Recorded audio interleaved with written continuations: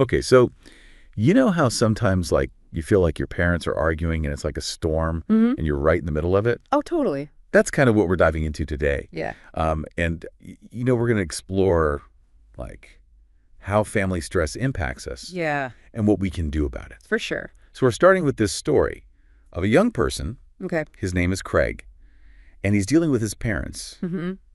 They're fighting about money all the time. Oh, yeah, money. And he says that it makes him feel stressed and helpless. Wow. And I can totally see why. Oh, absolutely. Like, who wouldn't, right? Yeah, totally. Yeah. So I was thinking about Craig's situation, Yeah.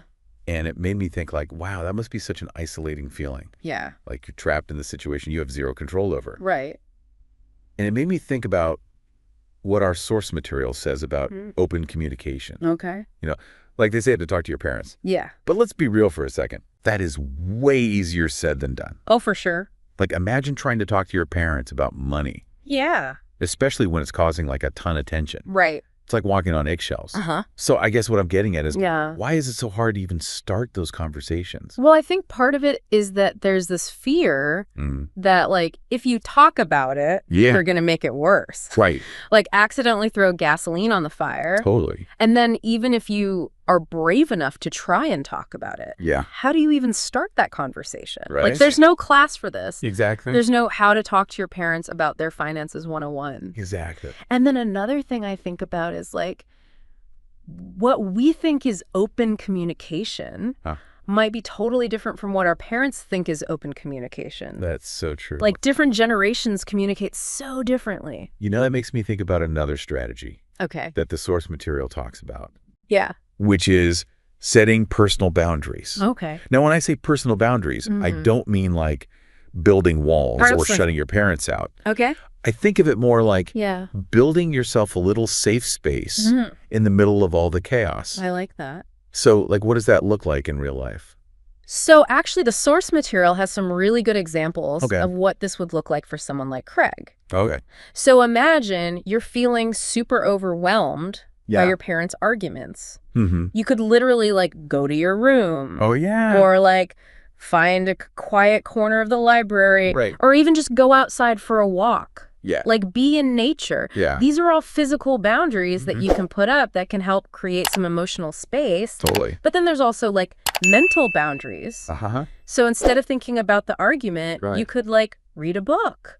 Or listen to music. Uh-huh. Or, like, even play video games. And it's all about shifting your focus Yeah. to something that helps you, like, recharge. Yes, exactly. Yeah. It's like building yourself an emotional safe haven. Yeah, I like that. But what if, like, you're still feeling overwhelmed? Okay. Even after you've done all that stuff. Yeah. That's where I think about the power of a support network. For sure. And our source material really emphasizes this idea Yeah. that you don't have to go through this alone. Right.